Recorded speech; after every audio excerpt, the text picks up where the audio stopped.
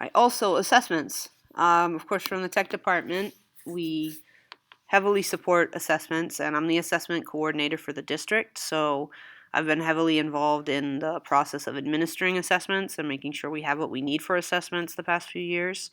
Probably the most consistent assessment that we do, up to 3 times a year, is the NWEA assessment. So you can check with your grade level team to understand specifics and plan for administration. So there's a way to log in. You click here. And if this is your first time logging in, you can send a message to the help desk at sad4.org with your last name and then NWEA login. And then this will trigger a password reset to be sent to your email. You got to watch for it because it will be activated within 48 hours. It has to be activated within 48 hours or we start the process over.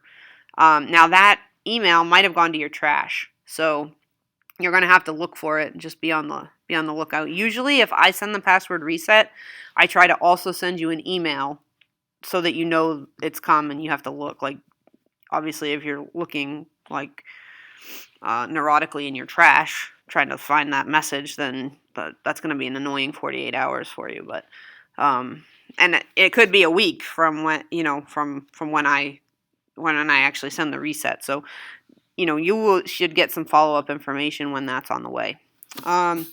Now, this is just brief for management of test sessions. You click Manage Students, Test My Class. You do a last name search if you're an interventionist. This should bring your students up. This just gives a few directions on how to do it. You can also visit the NWEA help page, and in the tech folder there, you can also see some more information on NWEA administration.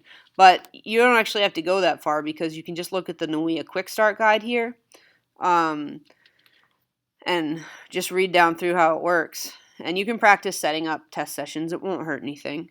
Now, we also have access to MAP Skills, which is an intervention program that works with NWEA. And then what isn't in this handbook yet is Edgenuity, which we're going to have access to for all of our students. We bought into it for our remote learners specifically with the understanding that we could definitely use this back in the classroom. So it actually syncs with NWEA so that it has the most up-to-date NWEA results. It doesn't yet, but it should. By the time I get done working with it, hopefully it does.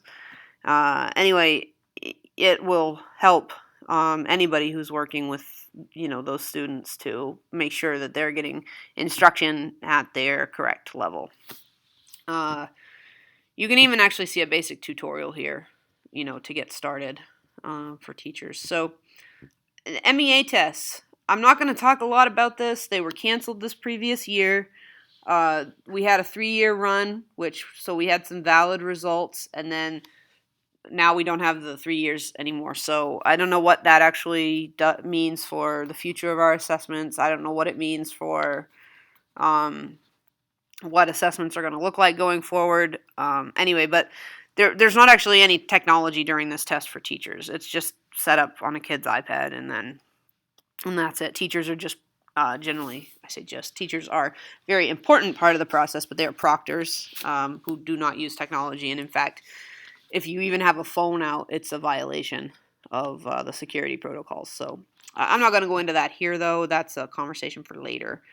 Mars is where we access like MEA data, not NWEA data, but MEA data, and some other assessment data may also be in there.